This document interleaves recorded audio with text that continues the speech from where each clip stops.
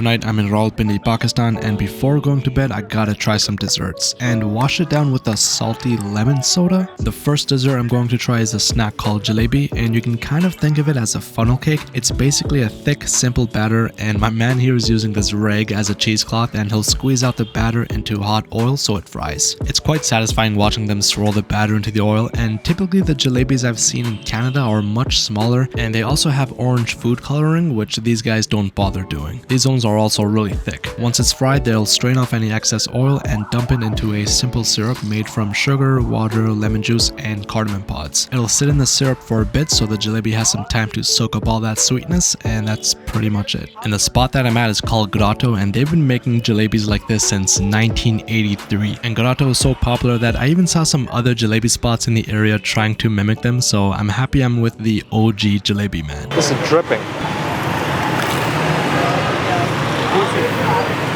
That's good.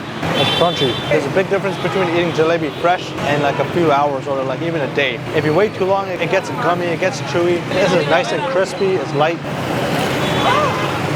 It just absorbed that sugar, water, cardamom. It's safe to say that this is probably the best jalebi I've ever had. Next up, we're going to see what the kulfis on the streets of Rawalpindi taste like. And if you want to move around on these streets, the best way is between two other guys on a motorcycle. There are no lights, crosswalks, or rules here. It's all about going with the flow of traffic. Surprisingly, sometimes I feel safer on these streets compared to Canada, because at least over here, I know people are paying attention to the road and being courteous enough to make way and give space to motorcycles. So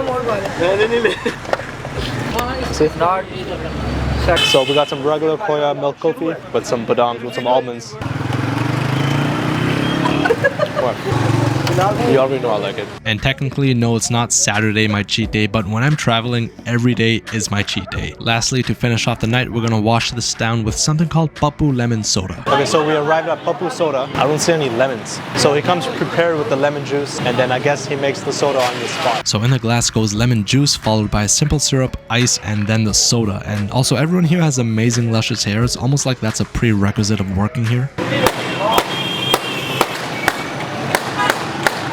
I swear, without any context, you would think those were gunshots, but luckily it's just some regular old soda. So after he fills up the glass, the key ingredient right now is this, Kala Namak, also known as black salt. So that gets mixed in at the end, and if you don't know Kala Namak, it kind of reminds me of the smell and taste of vomit, but in a good way. That's nice. That's really good. Yeah, I would say the black salt makes it. Yeah, that makes this drink like on another level. Usually I don't really like black salt, except maybe on some watermelon, but it's really good in lemon juice.